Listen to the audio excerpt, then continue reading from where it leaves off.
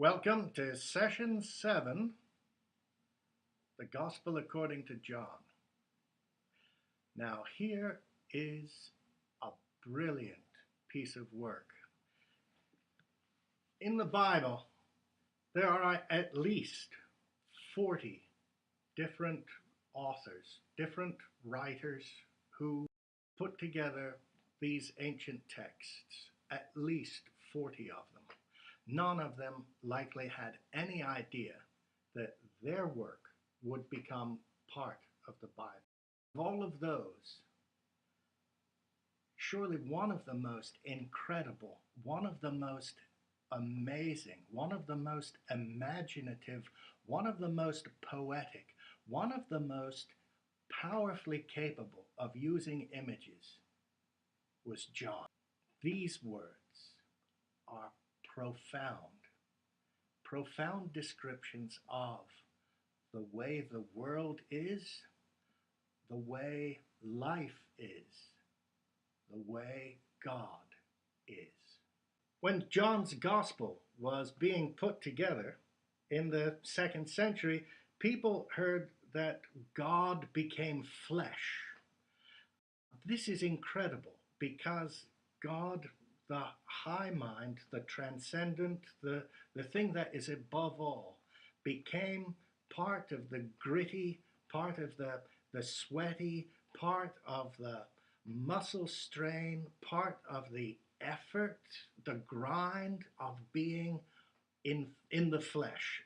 That God dared to make the Word become flesh was a great and embarrassing scandal. But to the people who were following the way, it meant that God was for them because God had become one of them. So here we go, diving into the Gospel according to John. In the beginning was the Word, and the Word was with God, and the Word was God. He was in the beginning with God.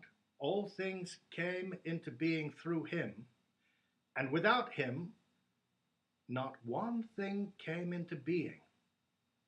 What has come into being in him was life, and the life was the light of all people.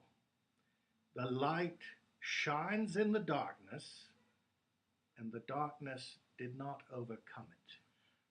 John is going back to the very beginning of things. Who is Jesus of Nazareth? Who is this person? The meaning of this person is the meaning of God at the beginning of all creation. In life, there is an elementary choice. This life means something, or this life doesn't mean anything. It's just a series of things that happen. God created, and God has a purpose for me and for you. So, some interesting theology. One more thing about the Gospel according to John. This is a pretty standard way of thinking about any historical person. But, first, with any historical person, you can think of anybody. Now I have to think of someone. Julius Caesar, Harriet Tubman, Amelia Earhart, Eleanor Roosevelt, Ronald Reagan. First, people are interested in what did this person do. A little later on, people become interested in what did this person say. And then a little later after that, people start wondering, what does this person mean? So Matthew, Mark, and Luke, I think you could fairly say, belong to the first two categories. What did Jesus do? What did Jesus say?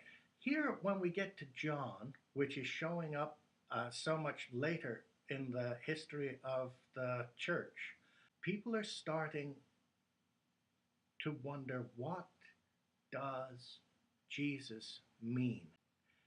Well, have fun with your work this week, and we will catch up with you soon.